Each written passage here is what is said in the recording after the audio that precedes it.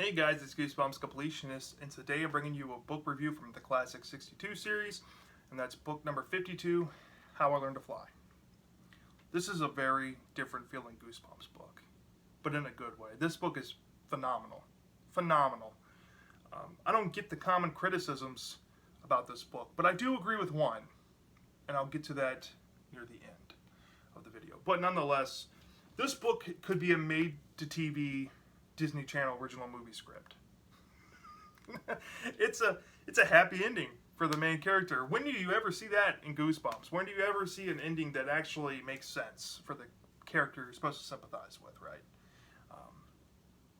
But for me personally, as we'll get into the plot and my overall review, I don't have sympathy for any of these characters. I actually like them all equally.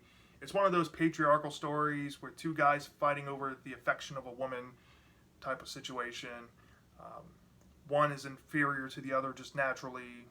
One resents the other because of it situation. But it puts its own twist on it. It's very imaginative. It's very fun. Very one-dimensional, so very easy to read for your average reader.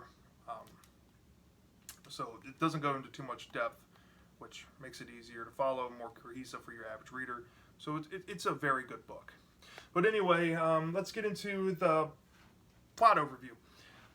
So we have this scrawny, kind of loserish kid, Jack.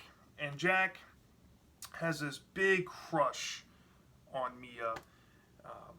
And they live in the seaside, ritzy, glamorous town of Malibu, California. And they both go to Malibu Middle School. And Jack just seems to think that Mia is the most beautiful girl he's ever seen. She's the nicest person. She's sweet. She's caring. Pretty much the whole package that you can want in a crush. And he's like crushing hard for this girl. But unfortunately for Jack, we've all been there. Jack has an adversary in the vying for affection department for Mia. Him and Mia are pretty good friends, but there's this one roadblock in the way from him expressing how he truly feels about her or being allowed to be with her, and that is this kid named Wilson. Now, Wilson is the typical kid that's just good at everything he does. And he's written so you don't hate him, but you understand that he's just basically perfect. And you kind of understand why Jack hates him, because Jack has faults, Jack has problems. He's relatable. Wilson, he's basically like a caricature of a person. He's not really a realistic person. But Wilson still isn't an overt bully. He's not going around bullying because he feels insecure or anything. He just likes to pick on Jack because Jack, is always testing Wilson, but he always proves Wilson right at the same time because Wilson is just better than Jack. That's the theme throughout this book, and you will learn that. But anyway, Jack and Wilson are basically in a who's a bigger man match for the affection of Mia. And everything Wilson does impresses Mia. And everything Jack tries to do to impress Mia always fails.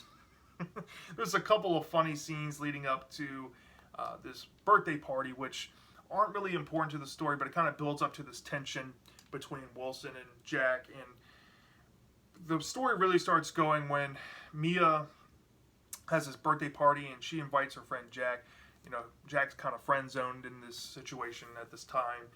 And Jack's like, okay, I'll go. He has friends going. He just really wishes that Wilson doesn't show up. But Jack puts a lot of thought and goes to the mall and he buys Mia this really sweet gift. And he wants her to have it at her birthday. And gets there. Wilson's not around. He's happy. He's like, maybe this is my chance. Wilson's not going to be here. I can finally connect with Mia. I can finally impress her. And then Wilson shows up. And then the way Stein writes this subtly in this book is hilarious. There's a very phallic adult humor, like over-the-head joke I know a kid wouldn't get, but it has to deal with the size of a hot dog, comparing the two of them. It's like, who's the bigger man kind of situation. That scene cracked me up. I actually had to put the book down and laugh it off for a couple minutes. I thought that was hilarious. basically that's what this book is. It's about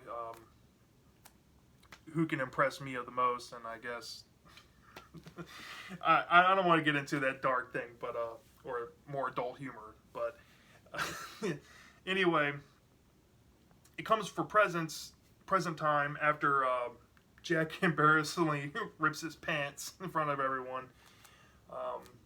He's kind of like a sensitive kid. You'll learn about Jack. He's very sensitive. Like, he's very hyperactive to emotion. If he's upset, he likes to run away.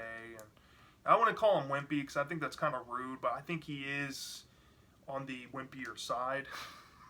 He's kind of wimpy. I mean, I'm sorry. I guess he's just the wimpier type. But anyways, Jack sees her opening Wilson's present first, and Wilson just gives her a card. He's like, oh, look, you just gave her a card. You know, I'm definitely going to impress her. Wilson gives her concert tickets to her favorite music artist, and Jack just erupts in emotion and just bolts out of the house. Feels so defeated. Mia chases after him. He keeps running. You know, his friends are chasing after him. He just wants to be alone and be in his feels and whatnot. Maybe have a good cry out of it. He runs down to the beach. He starts running down the beach, and he sees this abandoned house that he knows that's abandoned. And he runs up to it and breaks in it. And his friends seem to have lost him, and they go back to Mia's party. And while Jack's in this house, this is probably the scariest part of the book, I will say. This house is very creepy. It's like one of those like waterlogged, water-damaged houses that are falling apart with creatures inside that you don't know. Maybe some like snakes, some big rats, stuff like that. Yeah, the imagery's there. It will really give you the heebie-jeebies. But basically, he's walking around and a hole breaks through the floor, and he falls down the hole into the basement. And the basement's even more waterlogged, even more rat-infested, and these rats are actually trying to bite him and stuff. But before he has to leave, he sees this chest, and he opens the chest, and inside there's this book called Flying Lessons, and it's talking about how to unlock the ability to fly as a human. So he thinks this book's interesting. There's a really graphic scene dealing with these rats. He has to get out of the basement. He runs out of the house, and he runs home with the book. Doesn't think anything of it until the next day. He was thinking about it at school, and he's like, okay, well, maybe I can find a way to impress Mia once and for all. If I could just find that one thing that I could be better at Wilson, I can finally impress her. And he goes to the book, and he decides to follow the instructions of the book. Basically, he has to chant a spell, make a concoction, eat the concoction, and then do this specific exercise, and he can fly, which he does. But beforehand, his dog accidentally eats some of the concoction, and before you know it, the dog starts flying, and that's when he's like, well, maybe I can fly. So he flies, gets the dog, has to rescue the dog, is flying up into the air like a helium balloon. But he finally gets the dog back, puts him in the doghouse, goes inside, and can't sleep because he can't believe he finally has an ability he can beat Wilson and then impress Mia once and for all, and Mia would think he's the coolest kid now.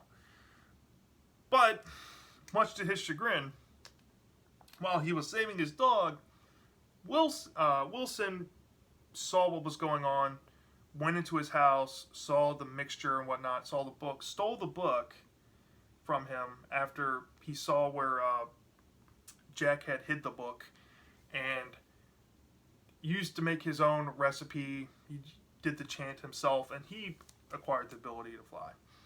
And then the defeat in Jack is even deeper now. Jack knows he can never beat Wilson now, because now him and Wilson both can fly, and nobody else can obtain the ability because his parents were doing spring cleaning over at Jack's house. What happened was Wilson borrowed the book and put it back in the hiding spot, and his parents were doing spring cleaning, and it got thrown away, and now it's no longer available. So Jack and Wilson are the only people in humanity that can fly. So a bunch of stuff happens at the school. Basically, the press gets involved. The United States Army intelligence gets involved. That's a pretty scary interaction in and of itself. But basically, Jack and Wilson end up pretty much famous. And both go different directions. Wilson becomes like a TV star, and Jack becomes like a poster boy advertising guy. Second best, second rate Wilson again. And there's a race that gets organized for Wilson and Jack to race to the Hollywood sign and back. And Jack devises a plan to get himself out of the situation. And I don't want to spoil what happens is, but basically Jack decides to basically forfeit and lose to Wilson. But by him doing this, he ends up winning in the end, and so does Wilson at the same time. They both get what they want. And the ending is kind of ambiguous because it leaves you on the end whether Jack is maybe happy for Wilson or maybe he feels sorry for Wilson. I don't know. And I'll leave it at that. So basically, in a nutshell, that's How I Learned to Fly. It was a very well-written book. Like I said before, this could have been a straight-to-TV movie, Disney Channel movie book. But, I don't know. It's just, it's screaming 2000s Disney Channel. I don't know what it is about it. It feels more like that than a Goosebumps book. But it's still good. It's still good. It had its scary moments. It had its scary moments at the base minimum. For me, which is all I needed. I just really wanted to have a fun time with the story. I knew it was going to be different going into it, but I didn't know how good it was. I mean, this book was fantastic. Mio, Wilson, and Jack were really well-written characters. Even though Jack was kind of being, I think, oversensitive at times, but it still worked. It still flowed fine. The pace and the plot worked very well together. Very smooth reading book, I will say. A lot of strengths to this.